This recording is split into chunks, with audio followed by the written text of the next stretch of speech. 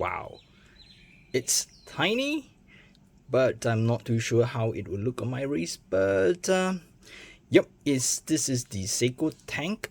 It's kind of an homage to the, I'm not sure why it's put an L. Okay, L for ladies because it's a ladies version.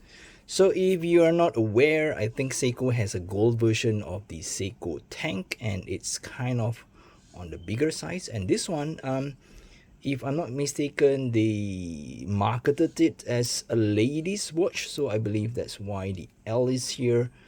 And I'm finding it super hard to remove the L. Okay, L is out. So why don't we take a closer look at the watch? Alright, let's start off with some case measurement then. So the case width is 18.9 or 19 millimeters, I believe. The lug distance is about 28.5 millimeters. Thickness 6.1. Crown diameter, if you're interested, 3.3. It's really small. Lug width, let's try to see if we can get the lug width. 13.9, I guess it's 14. So it's a very tiny watch on the hands. But as you know, Seiko or Cartier tank. So this one is an homage to, I believe, the Cartier tank. And usually for a tank, it's supposed to be slightly smaller because it's supposed to be a dress watch. It's supposed to be an elegant watch. So I'm not too sure if it's okay on my wrist. But before we go further, why don't we peel off some stickers on the buckle? Hopefully it will be easy.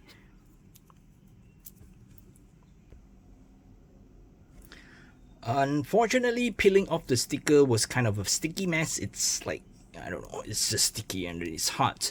So yeah, why don't we just take a closer look at the dial of the watch?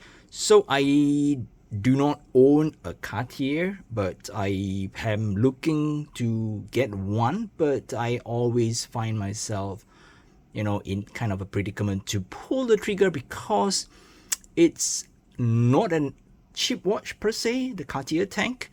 And yeah, paying like, you know, Malaysian ringgit, like what, 15,000 Malaysian ringgit for a quartz watch is kind of a hard pill for me to swallow. So yes, I know they have an automatic version, but that will be the extra large version, and I think it's gonna be too large for my small wrist.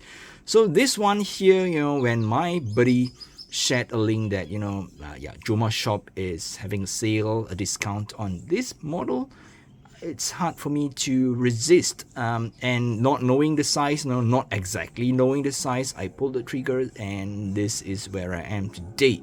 So this one is powered by a Seiko quartz module. I'm not sure what module is there. Hopefully it's stated somewhere here. Is it?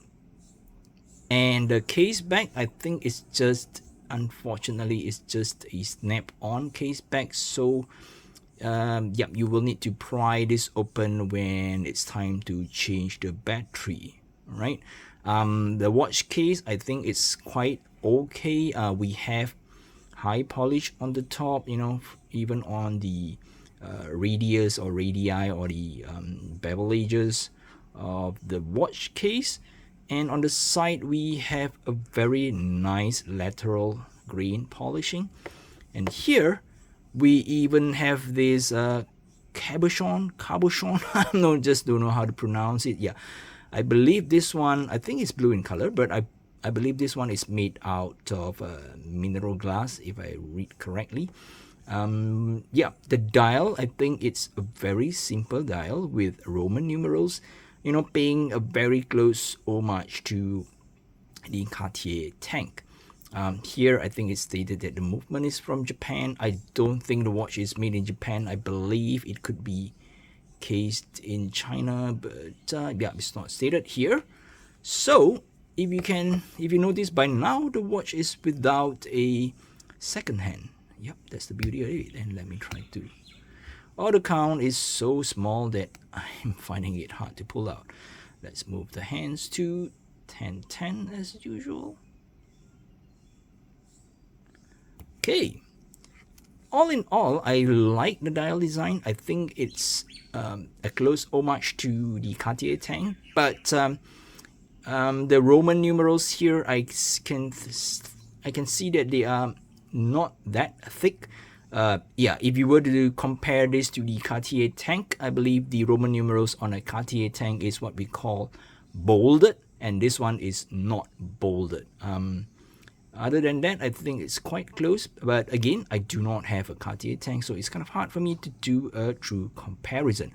And I do notice that the hour markers on the inner rectangular is not just printed. I can see like silver bits on them. Maybe they are attached, maybe they are embossed. All right. The hands looks to be thermally blued, I guess. So what about the strap? So again, the strap is a calf leather, but yeah, it's 14. But you know, as with regular Seiko watches, the leather are okay, average, on par. I wouldn't say it's bad. What is this hang tag about? Okay, so this is the model number of the watch, reference SWR053P1, Hardlex crystal. Okay, regular Seiko toughened mineral crystal. Yep, caliber is 4N30, so it's a battery powered watch, and 3 bars. All right, not a lot. It's supposed to be a dress watch. I guess that's all I can say for this watch. It's a simple watch. It comes with the Seiko buckle, and why don't we put the watch on my wrist and see how it looks? Okay, this is how the watch look on my wrist. I think in camera it looks okay, but in real life it looks really, really, really small. So yeah, I think I kind of regretted getting this size. I'm not sure if I can get over it. I have a small 6-inch or 15.2 centimeters wrist, but I think it's a little tiny, a little tiny for my taste. I like small watches, but I'm not sure if I'm able to pull this off, so I may end up giving this to my wife. I don't know, maybe she'll just yell at me for getting another watch, which I'm not gonna wear. I don't know. Yeah, I thought it's gonna be, a perfect size for my wrist, but then again, it's not very expensive, so I decided to pull the trigger when they have a sale on it. So not a lot of regrets here. I can still keep it. I can still give it to my wife. I can still sell it away. But I mean, looking at the proportion, I think it matches more closer to the Cartier tank than the regular size Seiko tank. So again, it's not too bad. If you really like small watches, like you're into really real vintage watches, yep, this could be up your alley, but maybe not mine. With that said, I think that's all for this video. If you're new to the channel, please don't forget to subscribe to my channel. It really helps me a lot. And till then, I will catch you guys in the next video. Take care, stay safe, bye bye.